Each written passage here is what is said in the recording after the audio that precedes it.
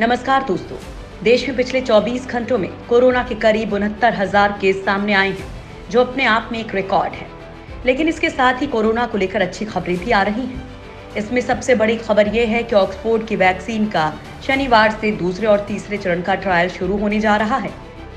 इसके अलावा भारत कोरोना से परेशान अपने पड़ोसी देश बांग्लादेश को भी कोरोना की वैक्सीन देगा। साथ ही कोरोना का आयुर्वेदिक तरीके से भी इलाज तलाशने की कोशिशें जारी हैं। इसके लिए नीम से बनी दवा का ट्रायल जल्द शुरू होने वाला है। वहीं अच्छी खबरों के साथ हम आप लोगों को एक ऐसी गणेश जी की प्रतिमा के बारे में भी बताएंगे जो सैनिटाइजर से लैस है। दोस्तों, इन खबरों के साथ हम आप लोगों को कोरोना वायरस से जुड़े रिसर्च से भी रूबरू करवाने वाले हैं। शनिवार से शुरू होगा ऑक्सफोर्ड की वैक्सीन का ट्रायल। दोस्तों, भारत में कोरोना की 3 वैक्सीन पर काम चल रहा है।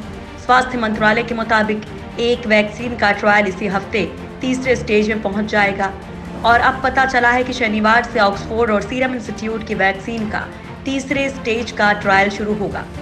इन वैक्सीन का ट्रायल देश के 17 संस्थानों में किया जाएगा। कंपनी की माने तो दूसरे और तीसरे फेज के ट्रायल में 1600 वॉलंटियर्स को शामिल किया जाएगा। कंपनी ने इस ट्रायल के लिए सारी तैयारियां पूरी कर ली हैं। कंपनी का दावा है कि ट्रायल सफल होने की स्थिति में भारत में 50 करोड़ से ज्यादा वैक्सीन उपलब्ध करवाएंगे। Serum institute of India vaccine बनाने वाली दुनिया की सबसे बड़ी कंपनी है। बांग्लादेश को भारत देगा कोरोना वैक्सीन। दोस्तों, दुनिया में कोरोना वायरस का कोहराम मचा हुआ है। दुनिया कोरोना वायरस से बचाव के लिए वैक्सीन की तलाश में जुटी हुई है। दोस्तों, इस बीच बांग्लादेश का कहना है कि भारत बांग्लादेश को प्राथमिकता के साथ कोरोना वायरस की वैक्सीन उपलब्ध करवाएगा। द हिंदू अखबार की रिपोर्ट के मुताबिक ढाका के एक राजनयिक ने कहा कि बांग्लादेश कोरोना वैक्सीन को प्राथमिकता के आधार पर भारत से हासिल करेगा।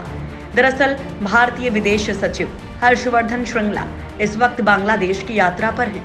इस यात्रा के दौरान श्रृंगला ने ढाका में बांग्लादेश के विदेश सचिव मसूद बिन मोमेन से मुलाकात की। साथ ही दोनों ने कोरोना वायरस महामारी के बीच द्विपक्षीय रिश्तों को बढ़ाने के तरीकों पर बातचीत की। इस बातचीत के बाद बांग्लादेश के विदेश सचिव ने भारत से वैक्सीन मिलने की बात कही है। नीम टैबलेट का होगा क्लिनिकल ट्रायल। दोस्तों, कोरोना की काट ढूंढने के लिए डॉक्टर्स और रिसर्चर्स की टीम दिन रात लगी हुई है। इस कड़ी में आयुर्वेद भी लगातार प्रयोग कर रहा है। दोस्तों, all India institute of Ayurveda ने निसर्ग हब्स नाम की कंपनी के साथ समझौता किया है। ये दोनों संस्थाएं परीक्षण करेंगी कोरोना से लड़ने में नीम कितना कारगर है। इस परीक्षण को फरीदाबाद के ESIC अस्पताल में किया जाएगा। ये टीम 250 लोगों पर इस बात का परीक्षण करेगी कि नीम के तत्व कोरोना वायरस का संक्रमण रोकने में कितना कारगर है। इस रिसर्च में मुख्य रूप से ये पता किया जाएगा कि नीम के कैप्सूल कोरोना मरीजों के संपर्क में आने वाले लोगों को इस बीमारी से दूर रखने में कितना प्रभावी है।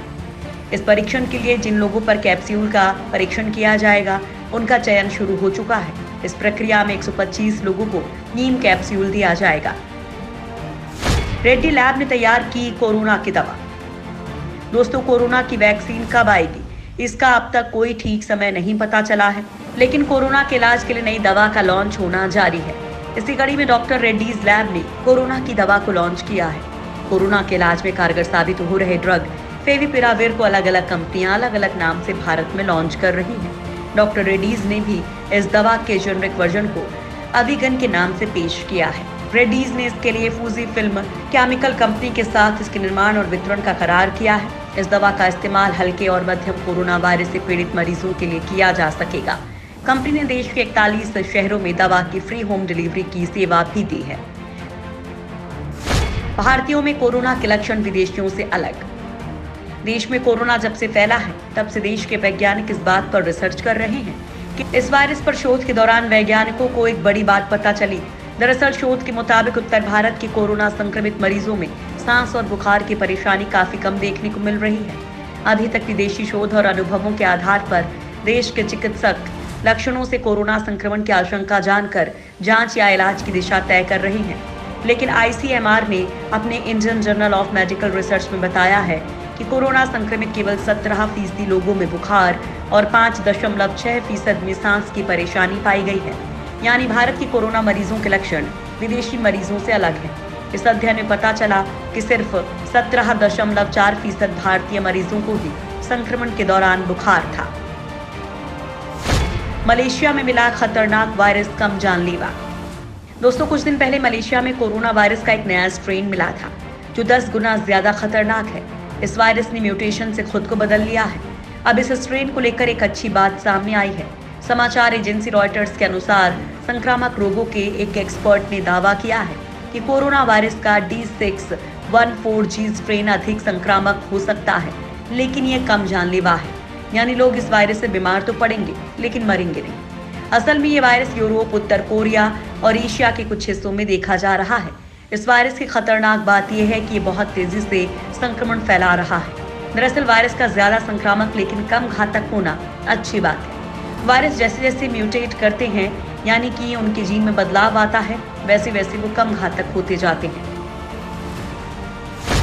दिल्ली में शुरू हुआ post Covid care centre.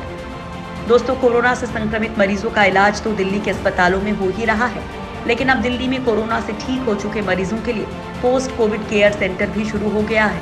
Rajiv Gandhi super speciality अस्पताल में पोस्ट कोविड सेंटर की शुरुआत हुई है। कोरोना को मात देने के बाद अगर मरीज में किसी तरह की कोई समस्या आ रही है तो वो यहाँ आ सकता है। यहाँ काउंसलिंग, योग और फिजियोथेरेपी की भी व्यवस्था की गई है। कोई भी कोरोना पीड़ित जिसे ठीक हुए 15 दिन से अधिक हो चुके हैं, वो किसी तरह की नई दिक्कत आने पर यहाँ संपर्क कर सकता है। दरअसल पिछले कुछ दिनों में ऐसे मामले सामने आए जहां कोरोना से ठीक हो चुके मरीजों को नई तरह की परेशानी सामने आई है। इस क्लिनिक में मरीजों की जांच की भी सुविधा उपलब्ध होगी। मुंबई में बनी सैनिटाइजर युक्त गणेश की प्रतिमा। दोस्तों, इस साल कोरोना का सबसे ज्यादा असर त्योहारों पर ही पड़ा है।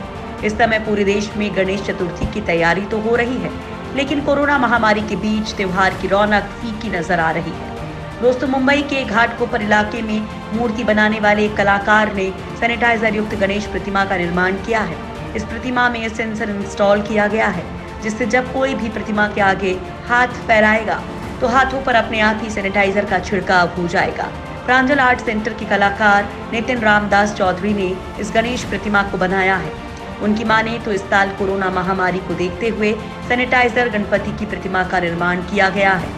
इस प्रतिमा की डिमांड इतनी बढ़ चुकी है कि अब सिर्फ मुंबई से ही नहीं, बल्कि इस प्रतिमा के लिए गोवा, कोलकाता और अन्य जगहों से भी ऑर्डर मिल रहे हैं।